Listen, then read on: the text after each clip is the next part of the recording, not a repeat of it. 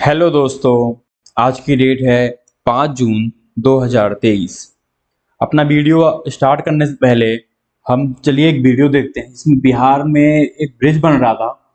भागलपुर में गंगा नदी पर एक ब्रिज बन रहा था जो कोलैप्स हो गया। ये 1750 करोड़ रुपए का पुल था, उसका एक सेगमेंट गिर गया। तो ये बताइए कितना रुपए टैक्स पेयर का नुकसान हुआ। आप लोग ये वीडियो देखिए, फिर आगे वीडियो डिस्कशन करेंगे हम।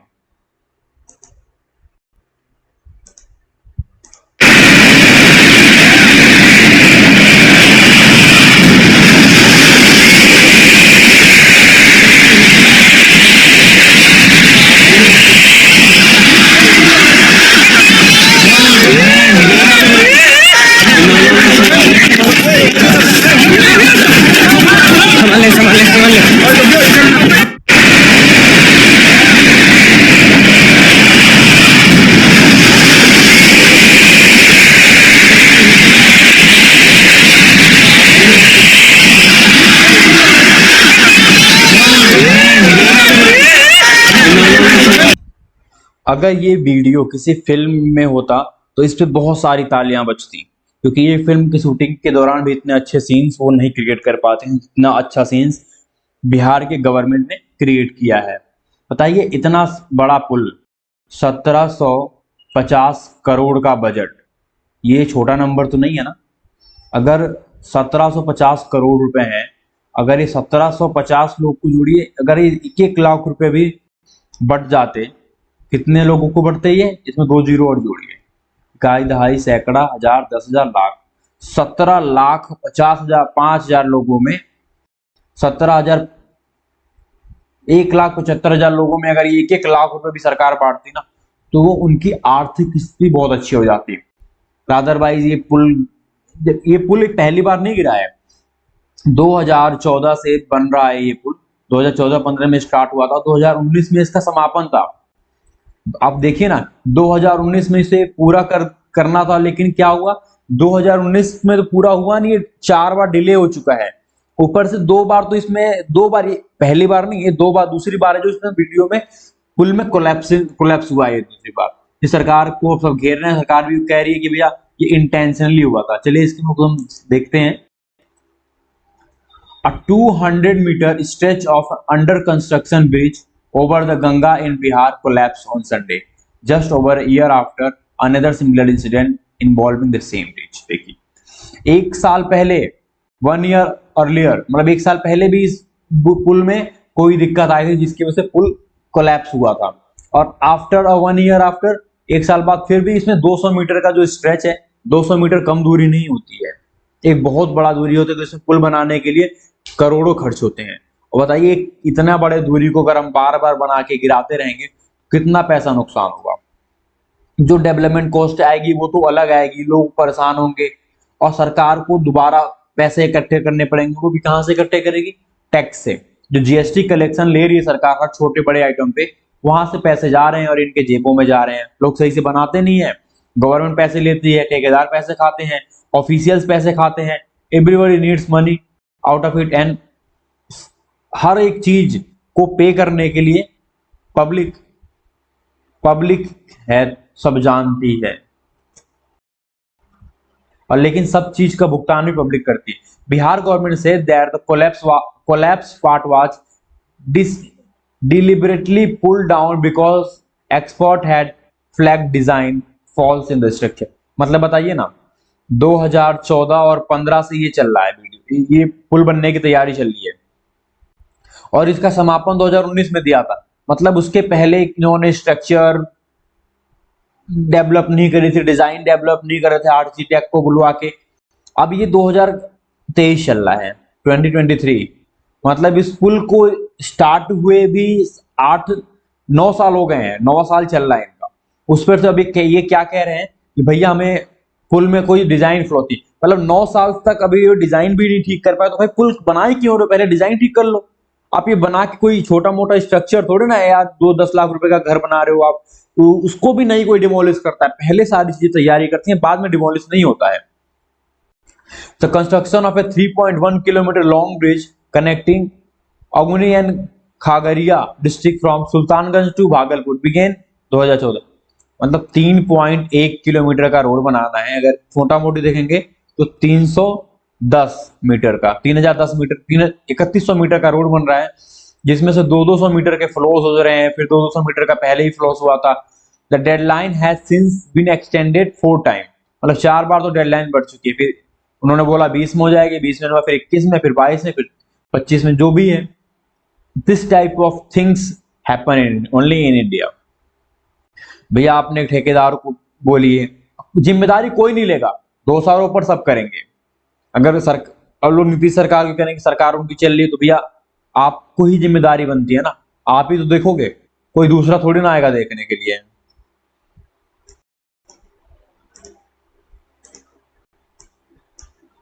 आप सोच रहे हो कि दूसरा लोग आके थोड़ा ना सही करेंगे, आप ही को सही करना पड़ेगा।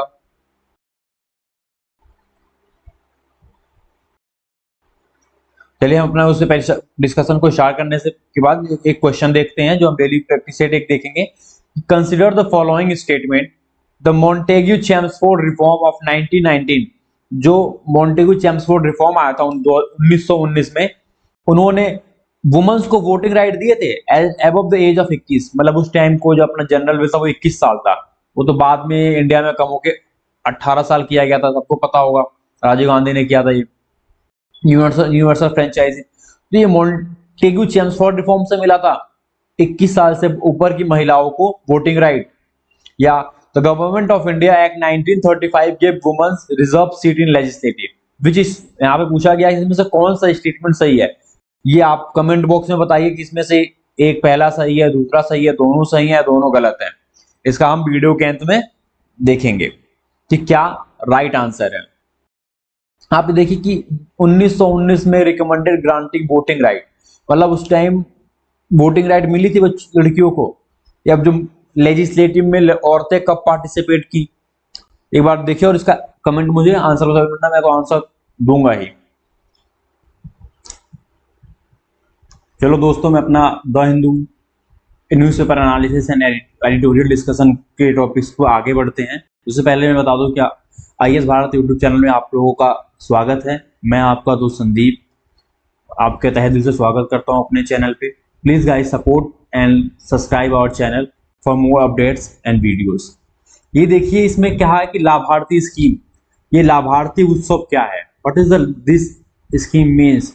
ये Indira Gandhi gas cylinder subsidy योजना कहाँ चलाई जा रही है, ये राजस्थान में चलाई जा रही है, जहां पे एक direct transfer 14 lakh bank account, मतलब 14 लाख लोगों को डायरेक्ट ट्रांसफर दिया जा रहा है, और 76 lakh family will benefit from the योजना, और इस योजना से 76 लाख फैमिली बेनिफिट होगी। तो देखिए यहाँ पे ये कहा गया है ओनली इन राजस्थान 1150 का सिलेंडर नहीं मिल रहा है, सिलेंडर 500 रुपए का मिल रहा है only in Rajasthan. The eligible family हुआ ऑलरेडी, मतलब यहाँ पे बताया गया जो फैमिली इसके लिए एलिजिबल है, अगर उसने सिलेंडर पहले परचेज किया है तो वो यहाँ पे जाके रजिस्टर्ड कर सकती है और अपना स्कीम ले सकती है। ये अशोक गहलोत जो चीफ मिनिस्टर ऑफ राजस्थान है उनके द्वारा एक पहल लिया गया है। We you are all requested to register yourself in this camp and avail the benefit. इन्होंने कहा कि भैया आप सभी लोग इसमें रजिस्टर्ड कीजिए, 76 लाख लोगों को 500 रुपए पे मिलेगा जो इसके लिए एलिजिबल है, लोअर मिडिल क्लास फैमिलीज और एसटी एससी में जो भी इनको दिया जाएगा। चलिए अपने आगे बढ़ते हैं, जो इंपॉर्टेंट न्यूज है उसका हमारा द हिंदू में। रेलवे ब्रिज एलाई सिग्नलिंग, इसमें बताया गया था इतने बड़े फॉल्ट में क्या सिग्नल का फॉल्ट आ गया, सिग्नलिंग इंटरफेरेंस की वजह से ये इतना बड़ा घटना हुआ है। Can you imagine in today's India this type of things happen? It's just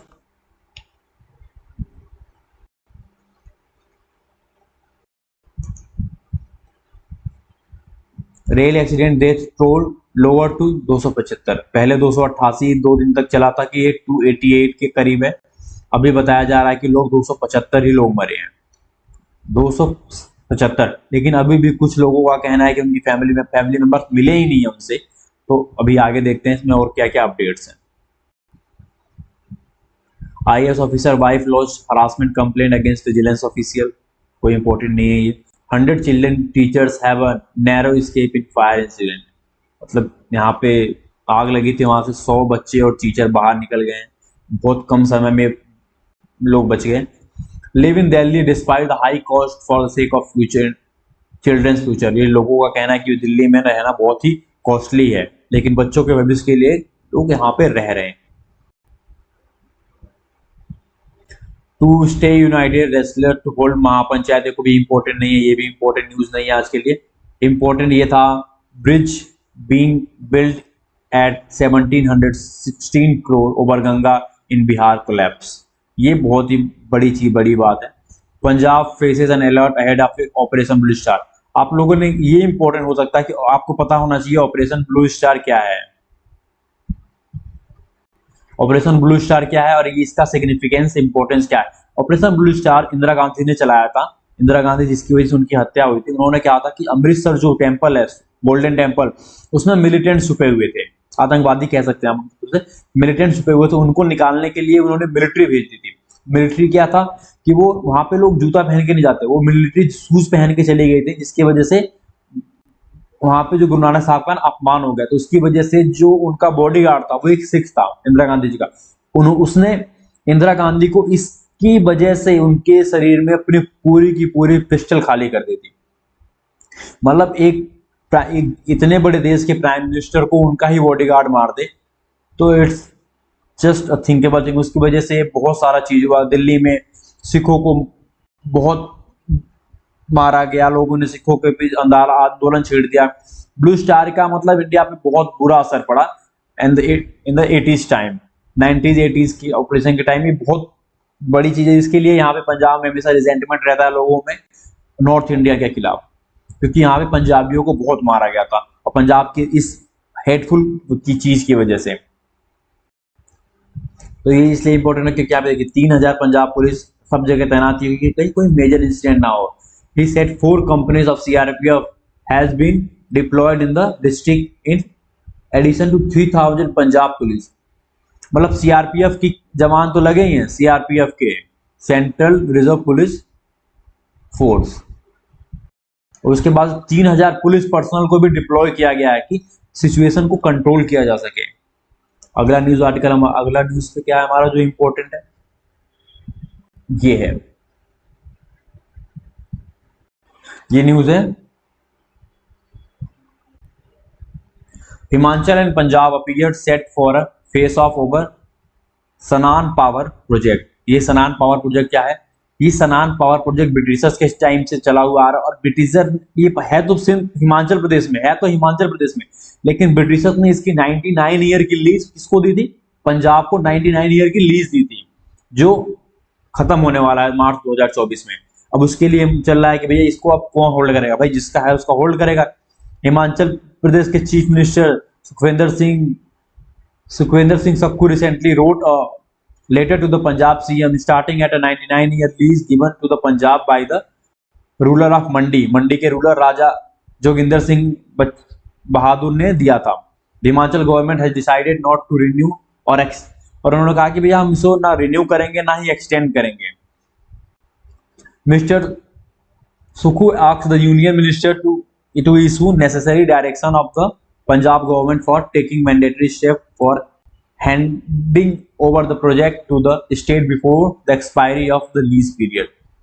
मतलब कि उन्होंने कहा कि भैया सरकार से उन्होंने मदद मांगी कि भैया पंजाब सरकार को डायरेक्शन दीजिए कि 2024 मार्च में जब इसका लीज खत्म होगा उससे पहले ही इसका सारा कंट्रोल हमें हैंड ओवर कर दें। Punjab on the other hand maintain that it would consider legal recourse if the issue comes up. मतलब लीगल रिकोर्स में जाएंगे तो कुछ दिनों तक इनके पास ही रह सकता है। मतलब चीजें यहाँ पे फंसाने वाले काम है। 110 मेगावाट सनान power project was envisaged by Colonel Batiar, the chief engineer of the government of Punjab in 1992. The first stage 48 megawatt of the project was commissioned in 1932.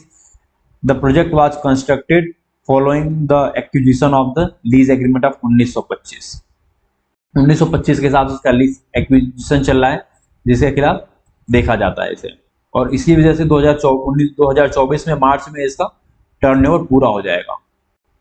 ये एक इंपॉर्टेंट न्यूज है। यहाँ पे ये भी आया है कि centre mulling equal shares in property to ST woman. मतलब इंडिया में इक्वल शेयर जितने भी महिलाएं हैं उनको इक्वल शेयर मिलेगा, जो भी प्रॉपर्टी होल्ड करती है, अगर उनकी फैमिली प्रॉपर्टी होल्ड करती है, अगर वो ज्वाइंट फैमिली में रहती हैं, अगर एंसेस्ट्रल प्रॉपर्टी है तो वो महिलाओं को भी मिलेगा, एसटी वुमन मिनिस्टर। आपको एक पता है एसटी जो शेड्यूल्ड ट्राइब्स के लिए है ये, it also appears the constitution with the state government are required as the subject matter fall on list 3 of 7 schedule. 7 schedule के लिस्ट तीसरे में ही मैटर करता है। और यहाँ पे हिंदू सेशन एक्ट के तहत central is considering a notification under the Hindu succession act to apply beneficial provision to the scheduled tribes woman. ये हिंदू सेशन कोर्ट में जितने भी ये कास्ट हैं, जनरल, ओबीसी, एससी, इन सबको तो ये सिमिलर राइट्स हैं कि उनकी जो महिलाएं हैं उनको अपने एंसेस्ट्रल प्रॉपर्टी का हिस्सा मिलेगा। अगर वो ज्वाइंट फैमिली है तो उनको ज्वाइंट फैमिली का भी हिस्सा मिलेगा। ये एसटी के लिए अभी आया है provision. The Hindu undivided family union minister state of law justice Arjun Ram Meghwal ने कहा है इन कम्युनिकेशन टू डीएम के राज्यसभा मेंबर पी विल्सन। चलिए अपने नेक्स्ट आर्टिकल पे मूव करते हैं। ये देखिए, UP plan to create a state capital region on the line of NCR. मतलब यहाँ पे उत्तर प्रदेश, जैसे कि एनसीआर क्या है, नेशनल कैपिटल रीजन, जो दिल्ली के आसपास का एरिया है ना, जैसे नोएडा का डेवलपमेंट का रीजन ही यही क्योंकि वो दिल्ली के पास था। और नोएडा के बाद आप ये देखिए गुड़गांव, ये गुरुग्राम जो है, ये इसका भी डेवलपमेंट का रीजन है क्योंकि ये दिल्ली के पास, और दिल्ली के पास अपनी जगह इतनी नहीं है कि वो अपने आप को ही वाश कर पाए, इसलिए एडजेसेंट जो दिल्ली के एरिया है, दिल्ली के पास गाजियाबाद है, वो भी बहुत डेवलप है। उसके बाद ये अंबेडकर नगर जिसमें नोएडा पड़ता है, गुरुग्राम जो पड़ता है, ये सारे एरिया डेवलप इसी वजह से क्योंकि दिल्ली एनसीआर में है। Delhi NCR is the capital of India और उसके पास इमेंस चीजें और इमेंस पॉपुलेशन है जिसको वो सपोर्ट करती है। मतलब यहाँ पे टीवी कनेक्टिविटी नोएडा में देखिए, सारे न्यूज चैनल नोएडा में है। मतलब यहाँ पे चीजों का कनेक्शन बहुत ज्यादा है, इसलिए दिल्ली एनसीआर के आसपास की जगह बूस्ट करती हैं। तो योगी जी ने, जो यूपी के सीएम है, उन्होंने इसी लाइन पे यूपी की जो सेंट्रल रीजन लखनऊ है, लखनऊ के पास जो 5-6 जो डिस्ट्रिक्ट है उनको भी एनसीआर के लाइन पे, क्योंकि लोग कहाँ देखते हैं रहने के लिए, लखनऊ में, क्योंकि लखनऊ क्या है, एक आइडियल सिटी है for being a state capital. अगर वो राज्य की, प्रदेश की राजधानी है तो लोग उसको अच्छे नजर से देखेंगे। यहाँ पे क्या है, पुलिसिंग अच्छी होगी, लॉ एंड ऑर्डर व्यवस्था अच्छी होगी, क्योंकि पुलिस, क्योंकि यहाँ पे देश की सरकार रहती है, प्रदेश की सरकार है वहां पे, प्रदेश की सरकार की वजह से वहां पे law and order situation maintain रहेगा, पुलिसिंग अच्छी रहेगी, डकैती, क्रिमिनल, चोरी, चकारी, ये सारी चीजें वहां पे कम होंगी और वहां पे चीजें अच्छी होंगी क्योंकि वहां पे सारी चीजें व्यवस्थित होंगी, क्लीनिनेस का ध्यान रखा जाता है सरकार होने की वजह से। उसी के लाइन पे कहा कि लोग यहाँ पे रहने को देखते हैं, इसलिए अगर लखनऊ ओवर क्राउडेड ना हो जाए, इसलिए आसपास के जो डिस्ट्रिक्ट है, डिस्ट्रिक्ट में कानपुर देहात हो गया, कानपुर जो शहर हो गया, कानपुर शहर और कानपुर देहात हो गया, और ये देखिए इसमें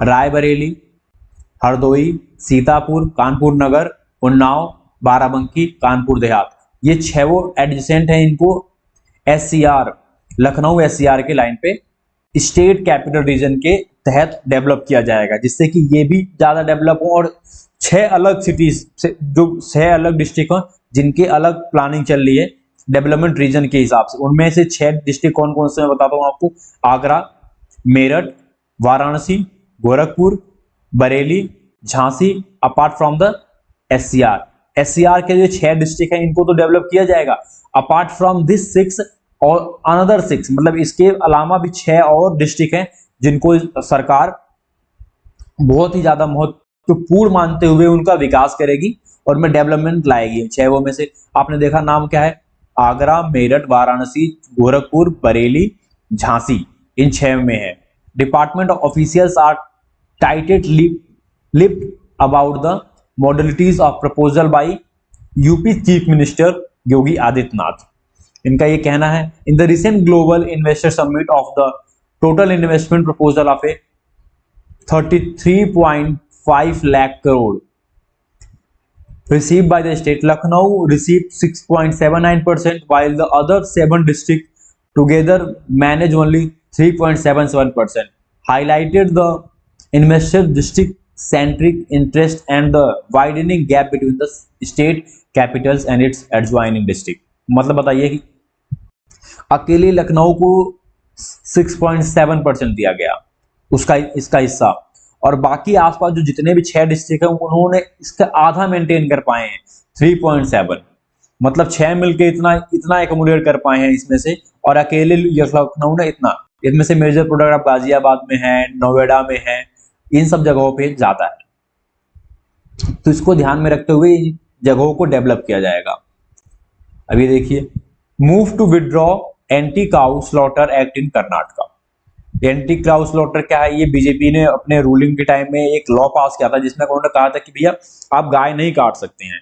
गाय is a religious practice in Hinduism, so that's why you can't kill और स्लॉटर अ काउ। आप किसी भी एज की गाय को नहीं काट सकते हैं। उन्होंने इसके बाद उन्होंने पाबंदी लगा दी कि आप एक जो बफेलो जो भैंस काट स्लॉटर करते हो उसकी भी उम्र 12 साल से ऊपर होनी चाहिए, 12-13 साल से ऊपर होनी चाहिए। आप उससे ही काट सकते हो, उसके छोटे को नहीं काट सकते हो।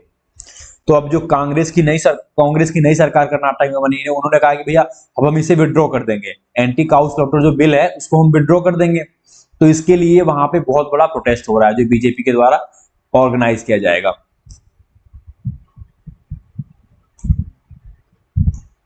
उसके बाद हमारा नेक्स्ट न्यूज है, more elephant task force to be set up says Karnataka forest minister खांद्रे।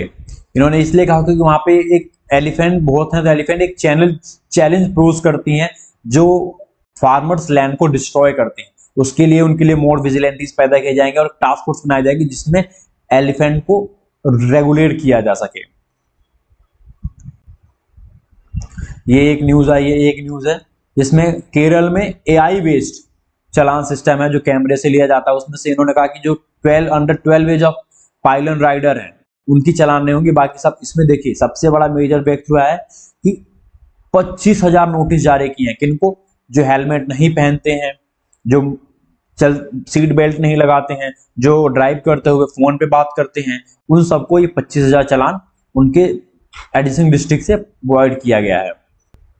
देखिए एक और न्यूज है अपना जो थोड़ा बहुत इंपॉर्टेंट हो सके, devotee not wearing right clothing prohibited from entering Uttarakhand temples.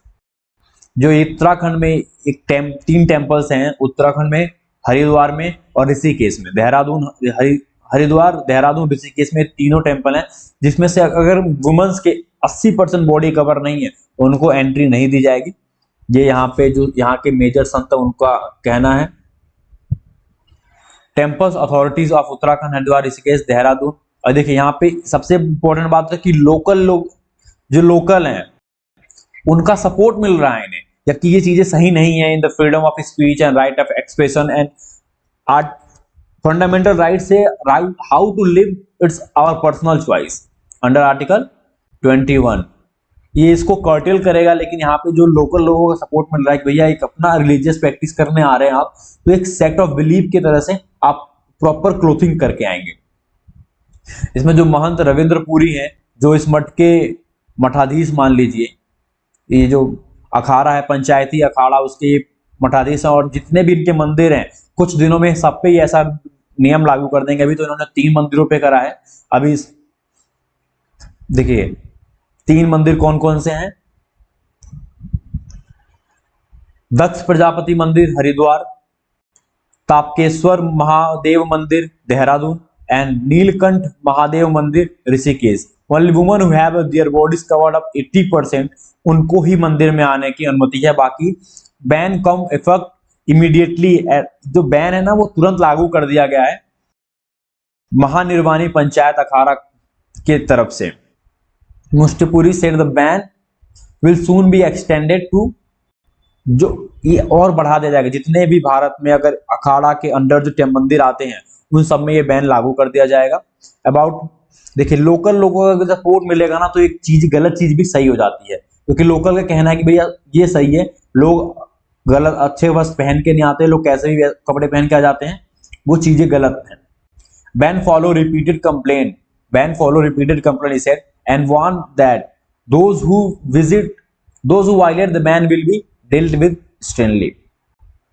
The sanctity of the temple trust by maintain and people inside their but chickens should conduct themselves accordingly. The ban is an accordance with the सनातन धर्म. इन्होंने सनातन धर्म का reference दिया है कि भैया ये जो बैन हम लगा रहे हैं ये सनातन धर्म के तहत है. काठा व्यास प्रोफेशनल नरेटिव मधुसूदन शास्त्री ने कहा कि भैया जो बैन लगाए हैं ना ये सनातन धर्म के सही है, इसलिए आप इसे गलत.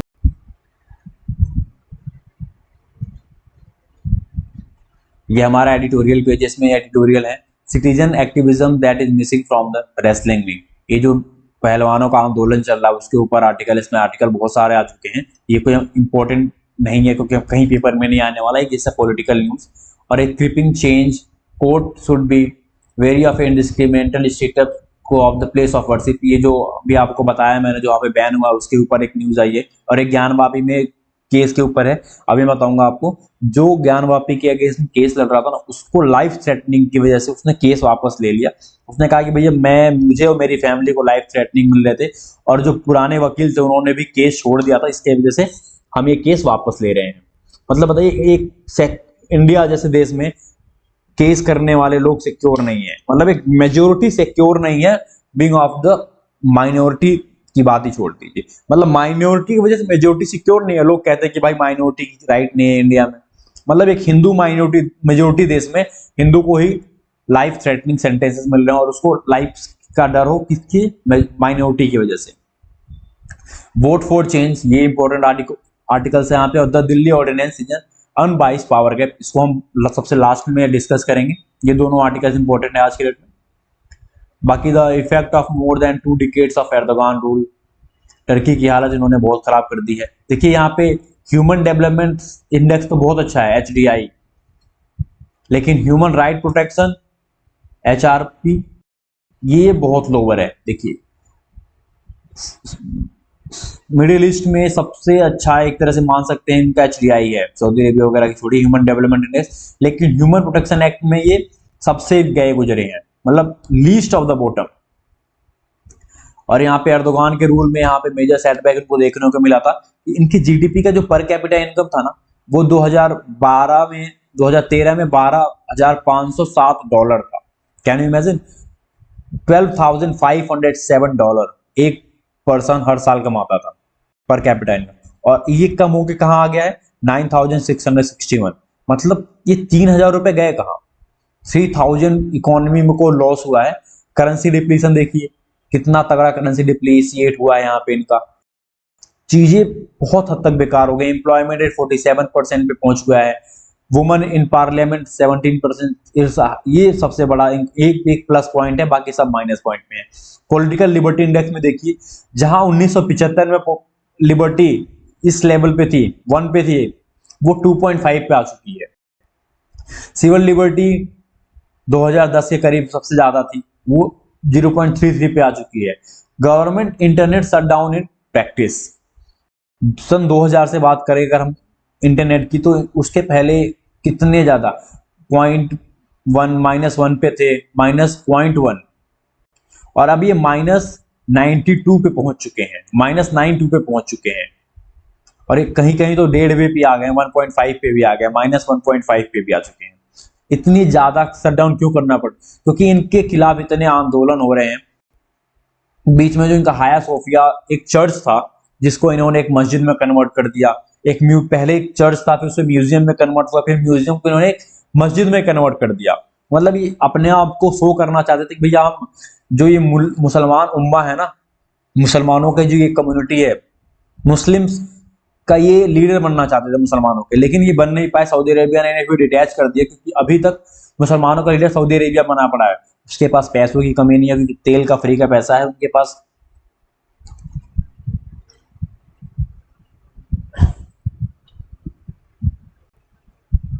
जैसा कि आप देखेंगे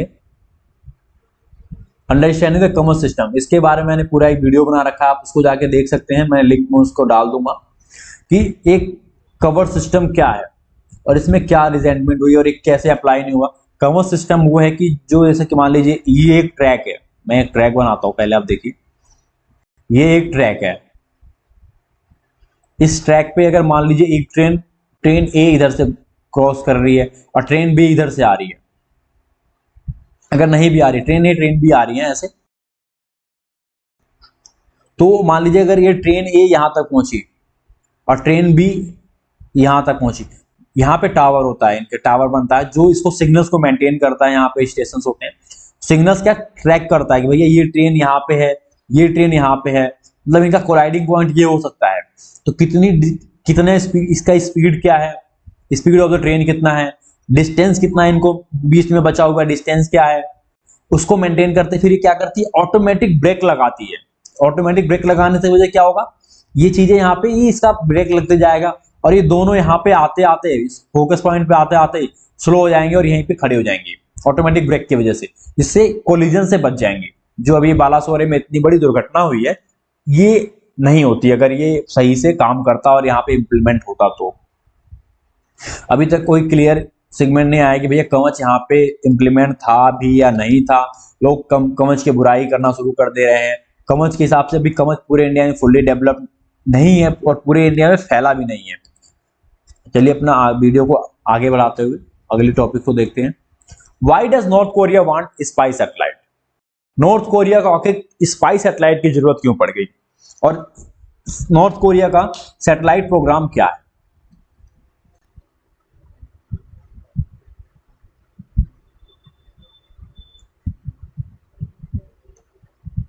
On May 31, North Korean military resonance satellite Milgyeon-1 was launched through a new type of rocket named Cholima-1। ये Cholima-1 की तरफ से इन्होंने रॉकेट लॉन्च किया था और वो जो फ्लॉप हो गई और येलो सी में गिर गई, येलो सी में गिर गई। और स्पाई सैटेलाइट की जरूरत क्या है और रसिया इनका नॉर्थ कोरिया का स्पेस प्रोग्राम क्या है? रसिया का कोई स्पेसिफिक स्पेस प्रोग्राम नहीं है। ये जो आईसीबीएम मिसाइलें होती हैं, इंटर कॉन्टिनेंटल बैलिस्टिक मिसाइल्स होती हैं, उनके जो रॉकेट का प्रोपल्शन सिस्टम होता है ना, उसको यूज करके ये अपना सैटेलाइट को अंतरिक्ष में भेजते हैं। यहाँ पे देखिए, यहाँ पे राइटर के द्वारा बताया गया है the launch however prompted evacuation. कहाँ पे क्या है? Japan, South Korea, US, South Korea में स्ट्रांगली कंडेम किया इस लॉन्च को। What is the North Korea space program? कोई स्पेस प्रोग्राम नहीं है इनका। इन्होंने जो पहला अपना स्पेस मिशन किया था ना, स्पेस मिशन जो सैटेलाइट अंतरिक्ष में भेजी थी, उन्होंने ये भेजा था मिसाइल के जो बैलिस्टिक मिसाइल थी आईसीबीएम, उसके मदद से भेजा था। स्टार्टिंग फ्रॉम 1998 उन्होंने 1998 में अपना स्पेस प्रोग्राम शुरू करा और इन्होंने फर्स्ट सैटेलाइट 2012 में भेजी थी विद द हेल्प ऑफ इस रॉकेट जो था इनका भैया टेम्पोंगयान 2 आईसीबीएम जो इनका रॉकेट था, उसकी वजह से उना 3 को इन्होंने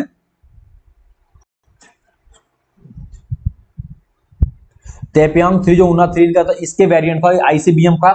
आईसीबीएम क्या है? प्रोजेक्टाइल बेस हॉरिजॉन्टल होती है। अगर आप यहाँ मान लीजिए इसका बेस है और यहाँ से लॉन्च करना है, ये टारगेट पॉइंट यहाँ है, तो ऐसे नहीं जाती, ये ऐसे जाएगी, ऐसे टारगेट को हिट करती है इस तरीके से। ये आईसीबीएम का इंटर कॉन्टिनेंट, मतलब पहले कॉन्टिनेंट से ऊपर जाएगी फिर कॉन्टिनेंट, क्योंकि सबका एक अपना स्पेस दायरा होता है, हर कंट्री का एक स्पेस होता है कि भैया इतना दूरी तक हमारा स्पेस है, इसके ऊपर कोई चीज जाएगी तो हम जिम्मेदार नहीं है, लेकिन इसके नीचे जाएगी ना तो इसके साथ हम कुछ भी कर सकते हैं और ये हम एक थ्रेट की तरफ से लेंगे। तो इंटर कॉन्टिनेंटल मिसाइल इसलिए कंट्रीज बनाती हैं क्योंकि वो ऊपर ऊपर जाएगी, जो सब किसी के स्पेस को डिस्ट्रैक्ट किए बिना जाएगी। और इनके बाद Unha type launch vehicle was also used in 2016 के लॉन्च में जो इन्होंने किया था, अर्थ ऑब्जर्वेशन सैटेलाइट बनाई थी अपनी। फिर उन्होंने जो ये कॉम्बलिन 1 बनाई है ना, इनकी एक हॉसॉन्ग 15 आईसीबीएम रॉकेट है, उसका जो dual nozzle liquid fuel mechanism उन्होंने यूज कर लिया था अपने चैमोलिन 1 में। मतलब इन्होंने कुछ नया नहीं बनाया।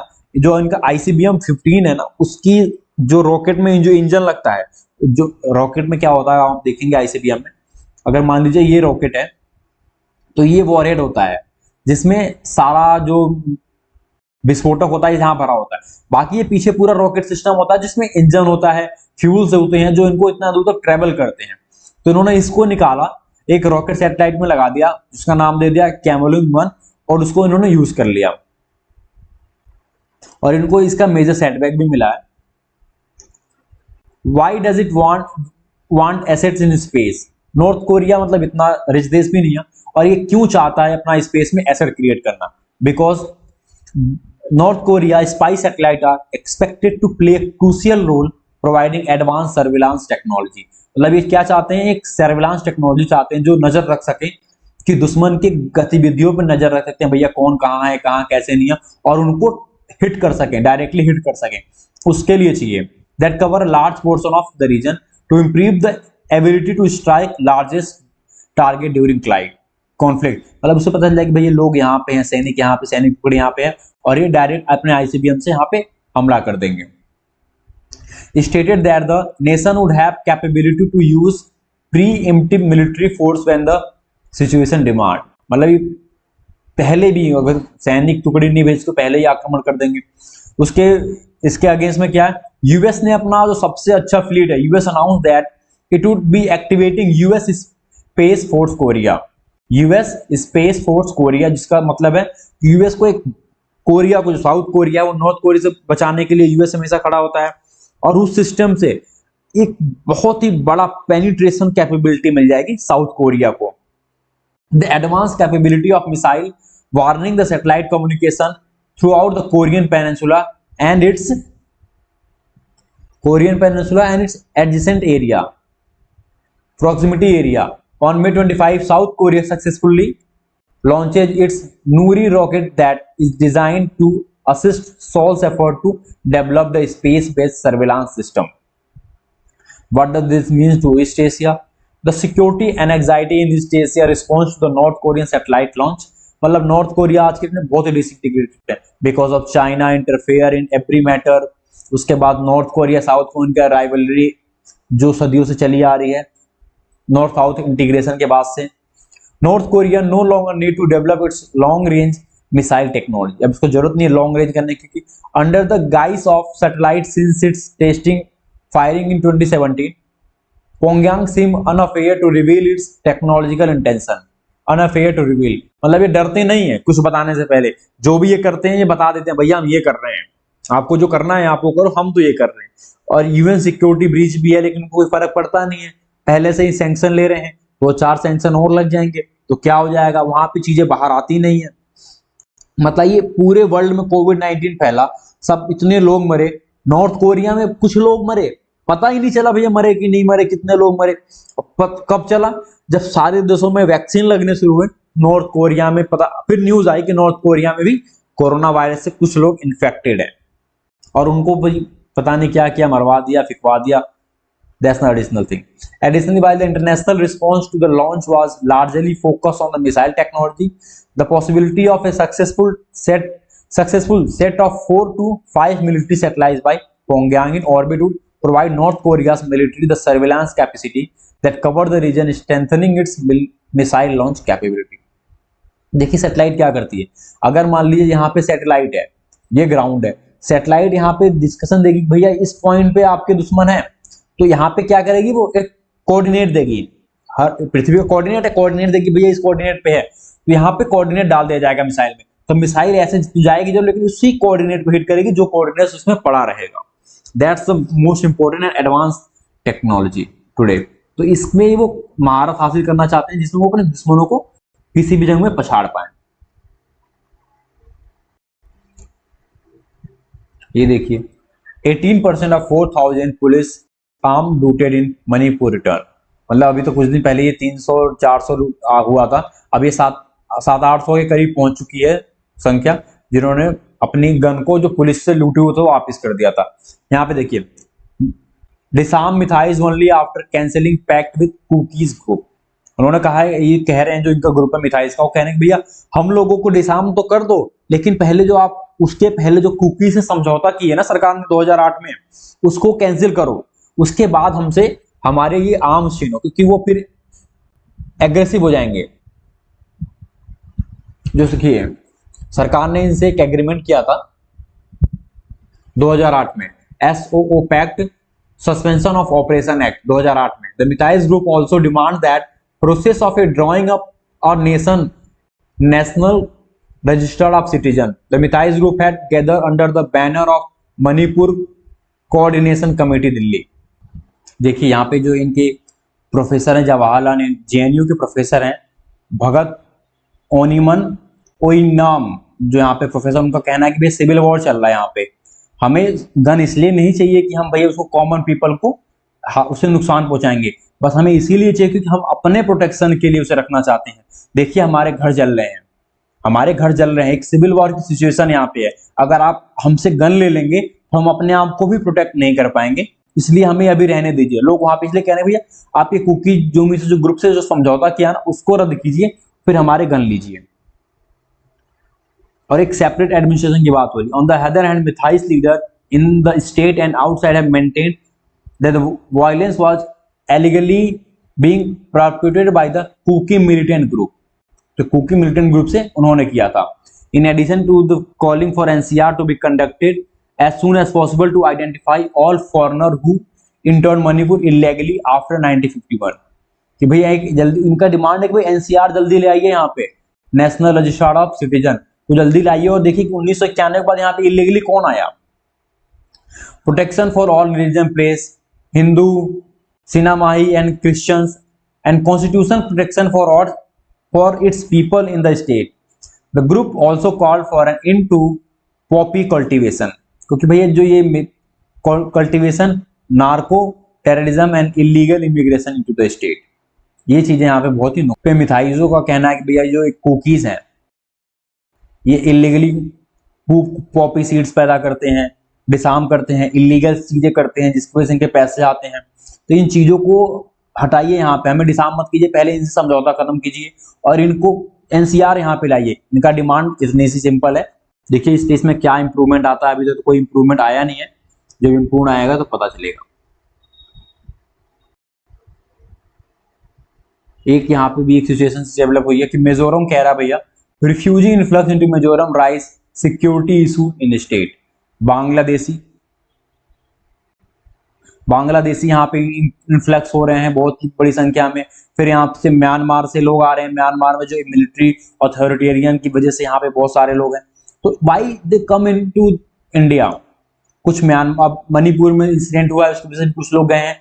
तो मिजोरम क्या है, छोटा सा देश स्टेट है और उसमें इतने सारे लोग आ जाएंगे तो वहां की डिसइंटीग्रिटी तो खत्म ही हो जाएगी ना। वहां पे चीजें जो होंगी वो लोकल्स के लिए हैं, अभी बाहर के लोग आके वहां पे रहेंगे तो चीजें डिसरप्ट तो होंगी। सरकार को इस पे कदम लेना चाहिए और चीजों को अंडरमाइन करना चाहिए। देखिए फॉर देम अबाउट 8,000 से 10,000 had gone back and about 30,000 had registered and issued identity card as a refugee and official. मतलब 30,000 को रिफ्यूजी कार्ड मिला है। अब इतने लोग अगर किसी छोटे से स्टेट में आके रहने लगेंगे तो वहां की तो सोशल हार्मोनी डिसरप्ट हो जाएगी। भाई इनको लुक आफ्टर करना चाहिए और इनको उनके देश भेजना चाहिए। इंडिया में वैसे पॉपुलेशन बढ़ रही है, अगर इंडिया अपनी पुरानी चीजों पे चलता रहेगा तो वैसे हमारा जोक बनता रहेगा कि भैया इतने बड़ी देश है और इतना ज्यादा पॉपुलेशन को कंट्रोल ही नहीं कर पा रहे हैं। Nobody goes to China because China is also authoritarian. वो भाई अंदर आने नहीं देता, उनको कोई संवेदनशीलता नहीं है किसी के प्रति। भैया जहां हो वहीं रहो, हमारे देश में होगे हम मार देंगे। क्या नाम है, India is being a soft nation. भैया दिक्कत है आ जाओ फिर चले जाना, लेकिन कोई जाते नहीं है। बताइए रोहिंग्या मुस्लिम म्यांमार से स्टार्ट करा, वो दिल्ली तक पहुंच गए, दिल्ली में घर बना के रहने लगे।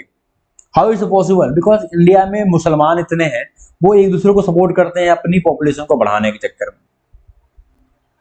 इन चीजों को सरकार को अंडरमाइज करना चाहिए और लेजिटिमाइज करना चाहिए, वे देखना चाहिए क्या हो रहा है क्या नहीं हो रहा है। यूएस डिफेंस सेक्रेटरी इंडिया आ रहे हैं डिफेंस डील को बात करने के लिए।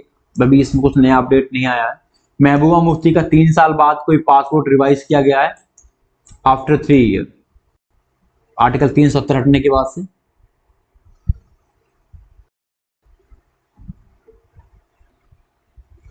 चलिए यहाँ पे एक और न्यूज देखते हैं। Arunachal scrap 44 hydel deal with the private player. क्यों ऐसा क्यों कदम लिया कि भैया इन्होंने 125 डील साइन किए, 153 डील साइन करा था इन्होंने अलग अलग सेगमेंट से किसी सरकार के साथ, प्राइवेट प्लेयर के साथ। कि भैया अरुणाचल प्रदेश में एक बहुत बड़ा पोटेंशियल है जहां पे उनको हाइड्रो पावर प्रोजेक्ट को स्टार्ट किया जा सकता है। और इसकी कैपेसिटी कितनी थी 46,943 मेगावाट। एक इतनी बड़ी कैपेसिटी है वहां पे, इतनी बड़ी कैपेसिटी वो होल्ड करती है बिजली पैदा करने के लिए। इसमें से लोगों ने थोड़ा दिक्कत हुई थी, जिसमें 44 हाइडल डील को प्राइवेट पे के साथ जो थी वो रिजेक्ट हो चुकी है, और बाकी बचे हुए चीजों को सरकार इंप्लीमेंट करेगी। देखिए इसमें क्या, जो 13,000 जो रिजेक्ट हुए हैं ना 44, उनको जो 44 रिजेक्ट हुए हैं उनकी कैपेसिटी थी 1300 मेगावाट। ये बहुत बड़ी यूनिट है। अगर हम अरुणाचल प्रदेश के पूरे पोटेंशियल को अगर सरकार सही से यूज कर पाती है तो हमारी बिजली की जो उत्पादक क्षमता है एक तो वो तो बढ़ेगी, और जो बिजली हमारे देश में कमी है वो लोगों तक पहुंचेगी। तो because India is a developing nation, develop nation को एनर्जी, जितनी एनर्जी मिले उतनी कम है, क्योंकि हमारा सारा एनर्जी इंपोर्ट तो बाहर से होता है। We move towards a green India vision, so that's why we need hydrogen product, क्योंकि यहाँ पे ये चीजें हमें मिलेंगी, एक बार हम क्रिएट करेंगे तो हमें इजिली बिजली सालों साल मिलती रहती है यहाँ से। सरकार को इन चीजों पे ध्यान देनी चाहिए और यहाँ पे डैम्स वगैरह हाइड्रो पावर प्रोजेक्ट को स्टैब्लिश करना चाहिए। चलिए एक नया न्यूज है उसमें देखते हैं।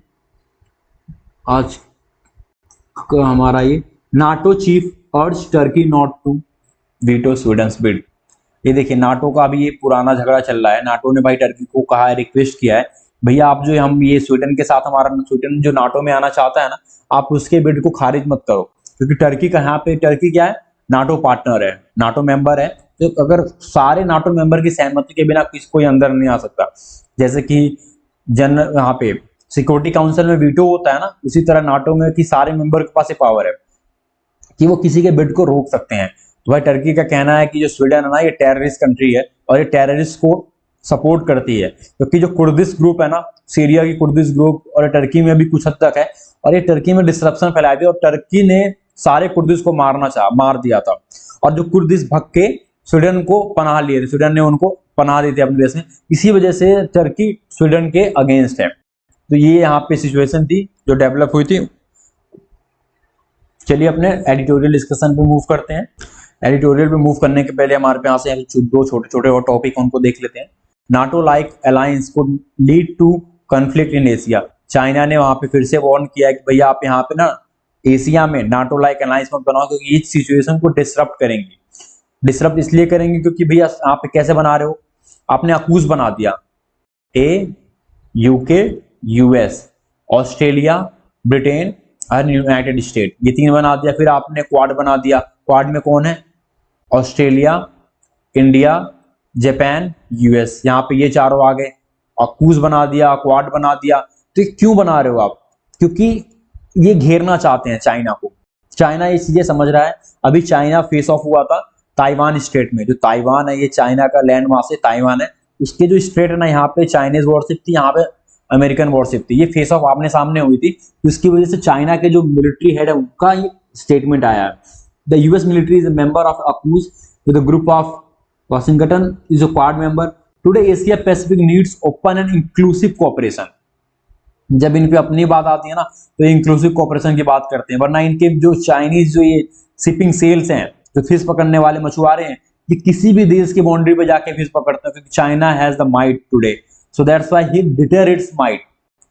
कोई कुछ बोल नहीं पाता। ये फिलीपींस के साथ इनका झगड़ा चल रहा है, इंडोनेशिया वियतनाम के साथ चल रहा है इनका, फिर इंडोनेशिया के साथ चल रहा है। मतलब ये हर जगह पंगा लिए फिर रहे हैं, क्योंकि ये अभी इनके पास पावर है।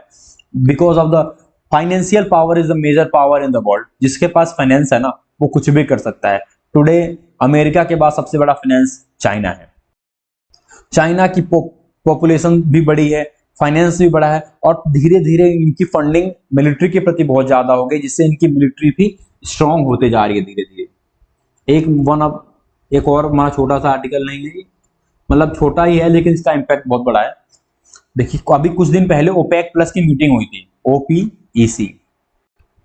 ऑयल प्रोडक्शन जो कंट्रीज है ना उनकी, और रसिया, ओपेक प्लस जो बाहर के देश हैं, जो गल्फ कंट्रीज हैं और कुछ बाहर के देश हैं, उनकी मीटिंग हुई थी, वियना में हुई थी।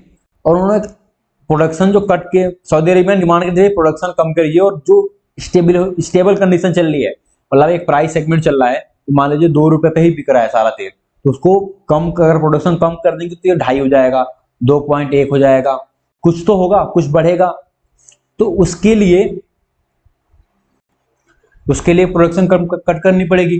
तो ओपेक जो प्रोड्यूसर हैं agree to extend earlier production cut through the end of 2024 के एंड में बात करी थी। अभी उन्होंने मना कर दिया, जिसकी वजह से सऊदी अरेबिया ने अनोनिमस अकेले ही 1 मिलियन बैरल पर डे का 1 million barrel per day oil pull को कट किया है। ये जुलाई से इनका स्टार्ट हो जाएगा, अभी जून चल रहा है, स्टार्ट इन जुलाई।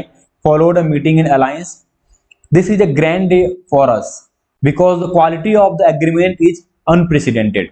सऊदी जो मिनिस्टर है वो कह रहे हैं, calling the Saudi reduction is a lollipop. उन्होंने खुद कहा कि सऊदी जो रिडक्शन कर रहा है एक लॉलीपॉप की तरह और कुछ नहीं, क्योंकि अकेला कोई कंट्री किसी चीज को, एक कार्टेल है, अगर कार्टेल में कोई एक मेंबर कुछ करना चाहेगा वो नहीं कर पाएगा।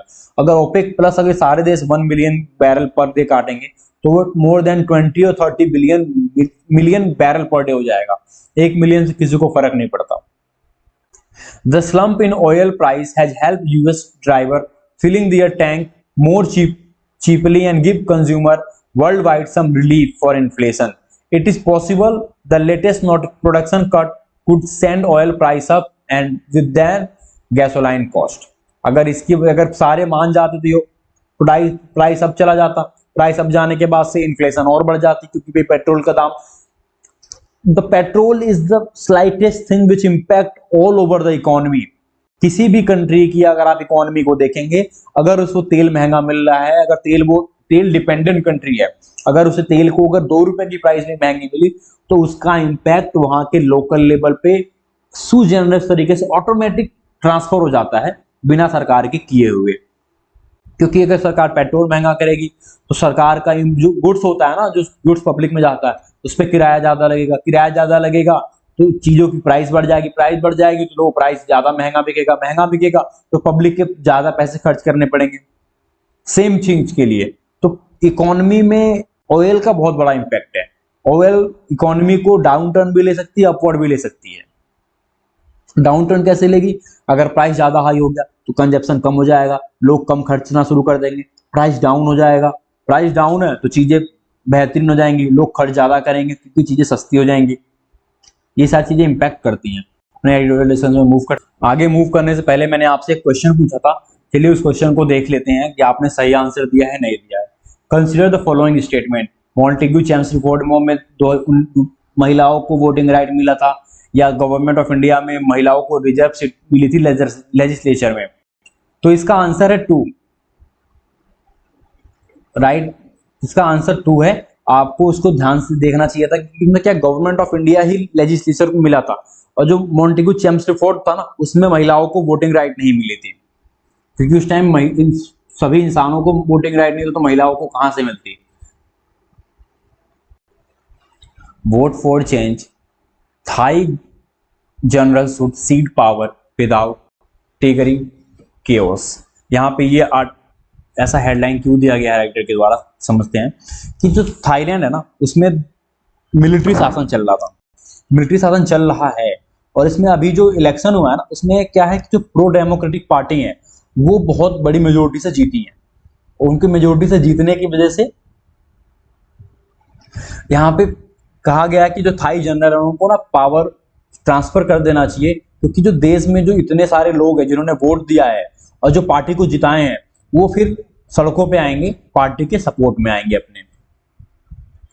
जो मई 14 पार्लियामेंट्री इलेक्शन हुआ था वहां पे, यहाँ पे जो 2 पार्टियां हैं, मूव फॉरवर्ड पार्टी को 152 सीट मिली है, और जो अर्लियर प्राइम मिनिस्टर थे उनकी बेटी है Pheu Thai party, another pro democratic outfit led by the Paetongtarn Shinawatra, daughter of former prime minister Thaksin Shinawatra, कम 141 सीट इसको मिली है, इनकी पार्टी को।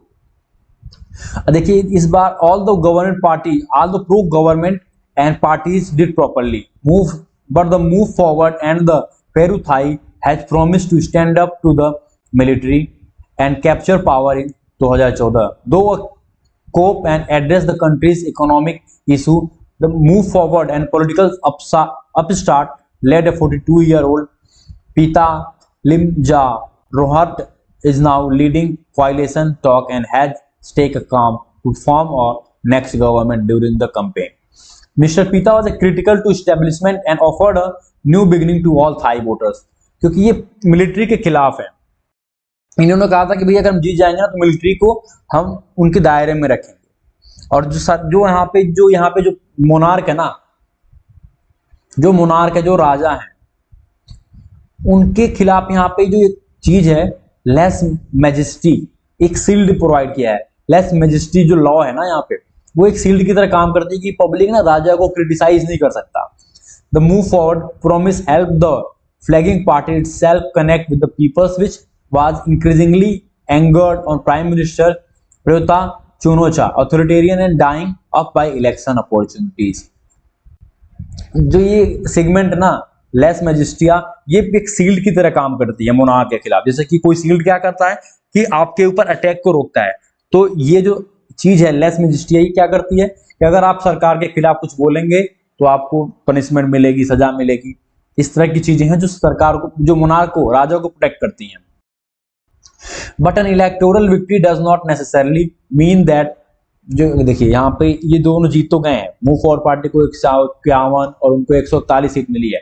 इसका ये मतलब नहीं कि भैया आपको सरकार बनाने का मौका मिलेगा, क्योंकि यहाँ पे देखिए दो चीजें हैं, एक तो लेजिस्लेटिव है, दूसरी सेनेट है। सेनेट में 250 मेंबर है, सेनेट में 250 मेंबर है।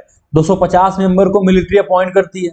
अगर मिलिट्री अपॉइंट करेगी तो ये चीज सीधी बात, अगर आप मिलिट्री के अगेंस्ट हैं और ये मिलिट्री के अगेंस्ट है, जो मिलिट्री के अगेंस्ट हो गए तो साफ साफ भाई ऑब्जेक्शन पैदा कर देंगे, भैया आप नहीं बनाओगे। But in Thailand 750 member by cameral legislature, 500 यहाँ पे हैं, 309 मेजोरिटी के लिए चाहिए। अगर ये दोनों मिल गए तो 151 प्लस 141 बना के बन जाएगा 152 141, कुछ अलग से ले लेंगे तो मेजोरिटी तो बना लेंगे ही। अगर यहाँ पे बना भी लेंगे अगर अपोजिशन के साथ मिलके, तब भी तो अगर पार्लियामेंट में चैलेंज करना पड़ेगा, क्योंकि यहाँ पे जो 250 मेंबर की सेनेट अपॉइंटमेंट है वो मिलिट्री करती है। Mister Pita need to support of 376 legislature to form the government. His criticisms of the military and promise to amend the royal defamation law have made the general aware of his rise। इनको इसकी वजह से जब इन्होंने कहा था कि हम सरकार को, मोनार्क को भी एक लॉ के दायरे में लाएंगे और उनको भी क्रिटिसिज्म हो सकता है और मिलिट्री को भी हम ज्यादा इंटरफेयर नहीं कर देंगे, और ये चीजें लोगों को ज्यादा पसंद आई है और लोगों ने फिर मिलिट्री के ऊपर जाके उनका सपोर्ट दिया है। जो प्रो गवर्नमेंट पार्टियां थी उनको ज्यादा अच्छी सीट नहीं मिली है। यहाँ पे देखिए ये चीज हो सकती है कि अगर यहाँ पे क्या है कि मिलिट्री चुपचाप पावर ट्रांसफर कर दे और घर चले जाए अपने, वरना यहाँ पे रिजेंटमेंट देखने को मिलेगा। If senate vote as a bloc against the opposition कोalition, he would not be able to form the government. It means to be seen what will happen between now and July 13। अब से और जुलाई 13 के बीच में इनका सारा कुछ होने वाला, देखिए क्या होता है और क्या अपडेट निकल के आता है, हम आपको बताते रहेंगे। 2019 का इलेक्शन हुआ था ना, जो फ्यूचर फॉरवर्ड पार्टी थी, the progressive move forward emerge the third largest party surprisingly general को सरप्राइज करते हुए। यहाँ पे देखिए, यहाँ राइटर के द्वारा कहा जाता है कि Thailand witness widespread pro democracy protest in 2020 में which were crushed by the regime. Some 14 million people, मतलब 1,40,00,000 लोग voted for move forward. And if military defies their mandate, अगर मिलिट्री उनके मैंडेट को बेकार करती है, क्या खत्म करना चाहती है, तो लोग चुप नहीं बैठेंगे। The general should see the election as an opportunity to cede power and allow the winner to form the next government. यहाँ पे राइटर कह रहे हैं कि जनरल को ना, जो यहाँ पे जो मिलिट्री जनरल है, उनको एक अपॉर्चुनिटी देखनी चाहिए कि भैया अब आप पावर खत्म करने का सही मौका है, क्योंकि यहाँ पे एक पार्टी जो डेमोक्रेसी है वो जीत करके आई है और आप अब सत्ता उनको दे दीजिए और आप चुपचाप घर चले जाइए, आपकी भलाई इसी में, वरना आपके लिए इसके बुरा परिणाम भी देखने को मिल सकता है। अब एक दूसरा आर्टिकल हमारे दिल्ली ऑर्डिनेंस के लिए है। Delhi ordinance is an abused power grab. यानी अभी राइटर क्या कहते हैं इसमें, राइटर का कहना है कि जो 19 मई को जो ऑर्डिनेंस पास हुआ था ना, यूनियन गवर्नमेंट पोंगलेट एंड ऑर्डिनेंस, जो यूनियन गवर्नमेंट के ऑर्डिनेंस आया है, उसने कहा कि भैया जो दिल्ली गवर्नमेंट सर्विस का नाम था, सर्विस को हटा दिया इन्होंने, उनमें क्या ला दिया, civil service. National capital territory of Delhi को उन्होंने उसको नाम को सर्विस कर दिया। एंट्री 41 में था जो सर्विस लिखा हुआ था ना, उसको रिप्लेस कर दिया कि Delhi government control and create national capital civil service authority NCCSA। इसको सर्विस को इन्होंने इससे रिप्लेस कर दिया, जिससे इनके पास दोबारा पावर आ गई। देखिए ये जो 8-9 साल पहले से जो यहाँ पे सरकार में सुप्रीम कोर्ट में केस चल रहा था, उसका ये था कि भैया सरकार को जो जो वहां पे लेजिस्लेचर है, जो एग्जीक्यूटिव है, जो सरकार है वहां पे, उसके पास पावर होना चाहिए जो स्टेट सर्विस को मेंटेन करने के लिए। Delhi has a legislature and administrative power over service. ये 5 बेंच की जो चीफ सीजीआई जो 5 बेंच थी, 5 लोगों की बेंच का ये आदेश आया था। इसको ओवरराइड करते हुए सरकार ने ऑर्डिनेंस लेके आई है, जो 1991 के बिल को effectively nullified supreme court verdict को नलिफाई कर दिया है। और यहाँ पे देखिए दोबारा से पावर किसके हाथ में चली गई, अगर मान लीजिए अगर आपको पता हो, एलजी गवर्नर जनरल, ये लेफ्टिनेंट जनरल जो है और सीएम के बीच में किसी बात को लेकर टसल पैदा होती है ना, तो जो गवर्नर जनरल कहेंगे वही अपवर्ड जाएगी, सीएम की बात नहीं मानेगी। वैसे देख लीजिए, अगर देखिए 3 बिल है हमारे पास, state bill, central bill and concurrent bill. जो कॉन्करेंट बिल है ना, उसमें अगर स्टेट ना कुछ रूल बनाती है और फिर सेंटर कुछ बना देती है, जब सेंटर बनाएगी ना तो सेंटर का रूल प्रिवेल करेगा किसके ऊपर, स्टेट के ऊपर। क्योंकि लोग माना जाता है स्टेट एक छोटा सा पार्ट है, क्योंकि state is a part of centre, centre is not a part of state, state is a whole a part of centre. So इसके बाद सेंटर की रूल प्रिवेल करेंगी यहाँ पे। और आम आदमी पार्टी इसके पीछे से डिस्कशन लेके वो कन्विंस लेके आ रही है सबको, सारी पार्टियों की, भैया एक ऑर्डिनेंस ना अनकॉन्स्टिट्यूशनल है, इसको अपोज करना चाहिए हमें। Asymmetric federalism in the position of Delhi in India's federal constitution scheme is not straightforward. May 11 verdict had noted that the addition of Article 239A in the Constitution Accord and NCTD sui generic है।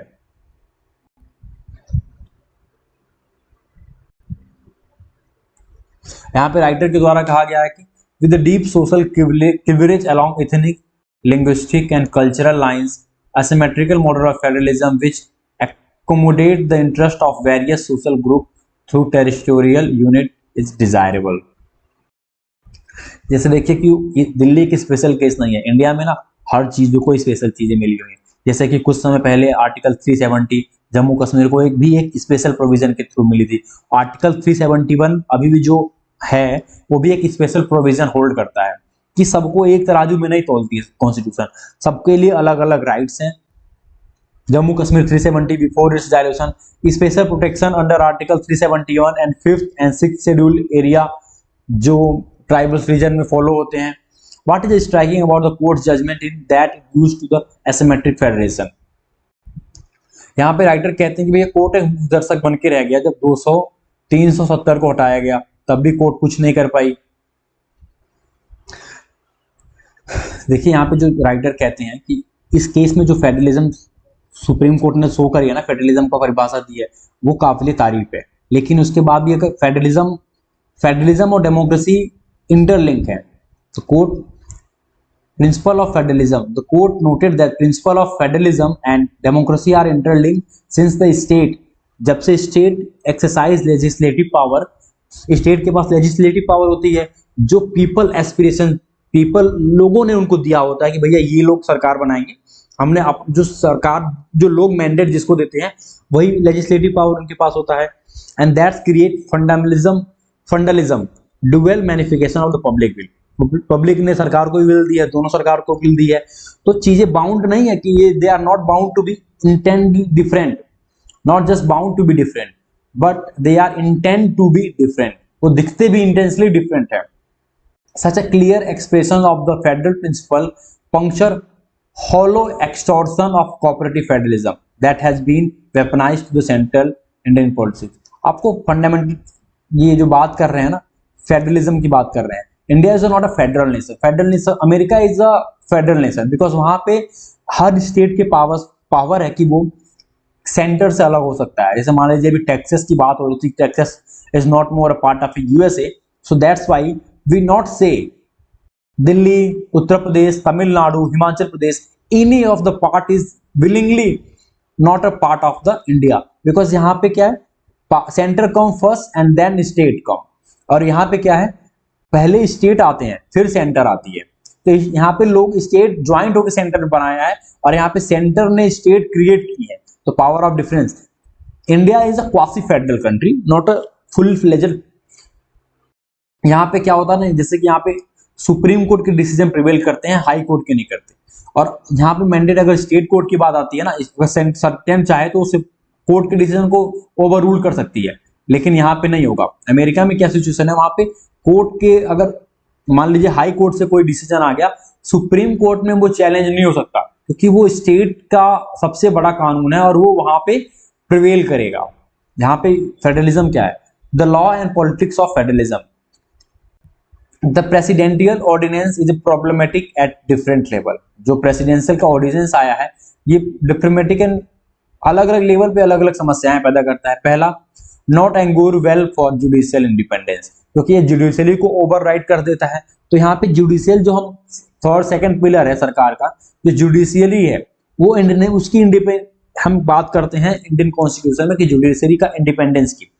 अगर ordinance judiciary को override कर देगा, over rule कर देगा, तो हम इसकी इंडिपेंडेंस कहां देख पाएंगे, इसकी इंडिपेंडेंस तो है ही नहीं।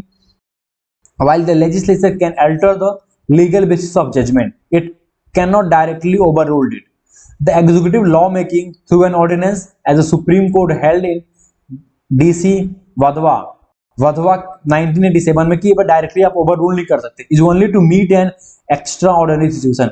जब कोई एक्स्ट्रा ऑर्डिनरी सिचुएशन आएगी तभी आप ये चीजें कर सकते हो कि आप लॉ बना के ऑर्डिनेंस ला सकते हो, या एग्जीक्यूटिव से लॉ मेकिंग थ्रू से ऑर्डिनेंस से किसी चीज को ओवर रूल कर सकते हो, हमेशा नहीं। Most crucial, adding an additional subject of exemption service to the existing exemption land public service. देखिए अभी तक दिल्ली में क्या था, आप लैंड पे कोई विचार नहीं कर सकते, सरकार दिल्ली के पास नहीं थी।